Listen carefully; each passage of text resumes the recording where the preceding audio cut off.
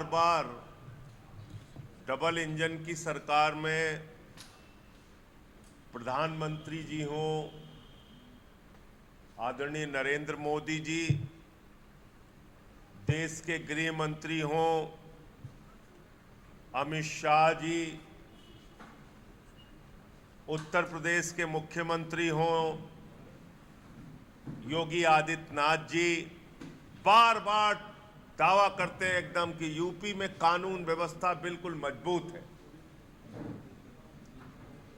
UP के अंदर कानून व्यवस्था से कोई छेड़छाड़ नहीं हो सकती। यूपी में बिल्कुल सख्त कानून व्यवस्था है। और एक बार तो देश के गृह मंत्री ने कहा कि रात को 12 बजे भी महिलाएं निर्भीक होकर घूम सकती हैं उत्तर प्रदेश में। इतनी अच्छी कानून व्यवस्था है। अगर कानून व्यवस्था अच्छी है तो क्या हो रहा है बहराइच के अंदर, क्या हो रहा है देवरिया में, क्या हो रहा है उत्तर प्रदेश के अंदर? अगर कानून व्यवस्था अच्छी होने का उदाहरण यह है कि लड़ाई झगड़े दंगे फसाद होंगे, तो किस बात की कानून व्यवस्था अच्छी? हर महीने 100 ग्राम सभाओं में कमेटियां बनाने का हमने लक्ष्य रखा है और उत्तर प्रदेश के सभी जिलों में हमारी कमेटियां 2 कार्यक्रम करेंगी। एक सेवा से जुड़ा हुआ रचनात्मक कार्यक्रम और एक स्थानीय मुद्दे को लेकर आंदोलन का कार्यक्रम। वो चाहे ब्लॉक के भ्रष्टाचार से जुड़ा हो, जिले के भ्रष्टाचार से जुड़ा हो, गांव के भ्रष्टाचार से जुड़ा हो, ऐसा कोई स्थानीय मुद्दा, उसको लेके अपने अपने जिलों में आंदोलन। तो 2 कार्यक्रम हर महीने आम आदमी पार्टी की जिला इकाई निश्चित रूप से करेगी।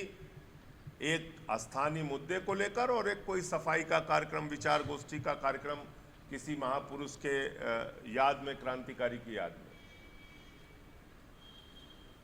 हमने 4 नवंबर से सदस्यता अभियान की शुरुआत करने का निर्णय लिया है और 50 लाख मेंबर बनाने का लक्ष्य रखा है।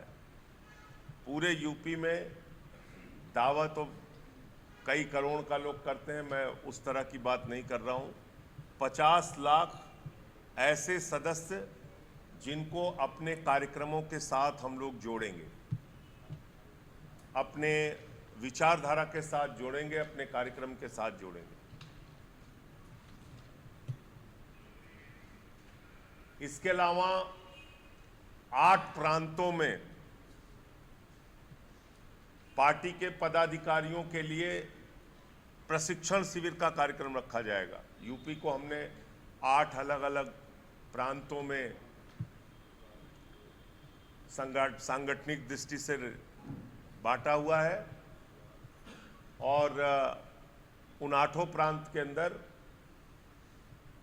प्रशिक्षण शिविर का आयोजन किया जाएगा। तो ये मोटे मोटे तौर पे आम आदमी पार्टी आने वाले दिनों में अपने संगठन को मजबूती देने के लिए काम करेगी। 3 महीने में एक बार कम से कम प्रदेश की राजधानी, उत्तर प्रदेश की राजधानी लखनऊ में एक बड़ा प्रदर्शन, एक बड़ा जन आंदोलन प्रदेश के मुद्दों को लेके हम लोग करेंगे। ये कल के प्रांतीय जो हमारा प्रदेश का प्रादेशिक सम्मेलन जो हुआ उसमें तय हुआ है और इस पे आगे हम लोग काम करेंगे। अब आपके कोई प्रश्न आप पूछिए।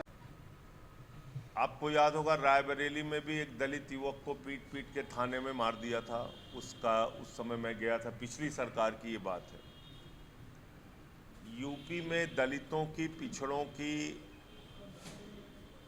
अल्पसंख्यकों की हालत यही है कि जब उनको सरकार चाहती है अपने हिसाब से कुचल देती है, अपने हिसाब से उनके खिलाफ कार्रवाई करती है। हमने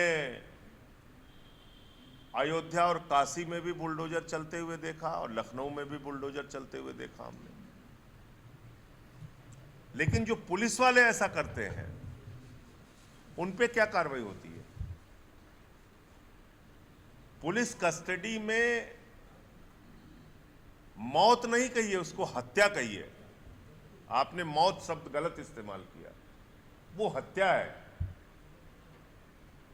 और हत्यारों पे क्या कार्रवाई होनी चाहिए? 302 का मुकदमा लिख के उनके खिलाफ कार्रवाई होनी चाहिए।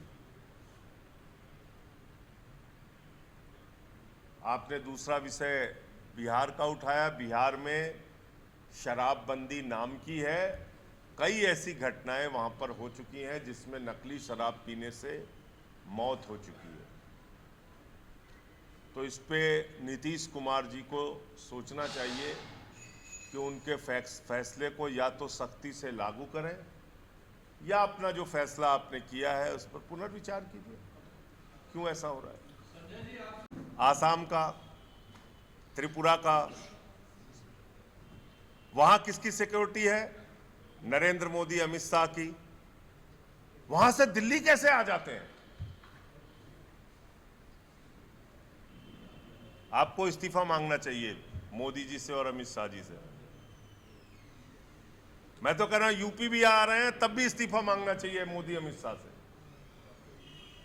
बांग्लादेश से कोई बांग्लादेशी घुस के हिंदुस्तान में कैसे आ जा रहा है?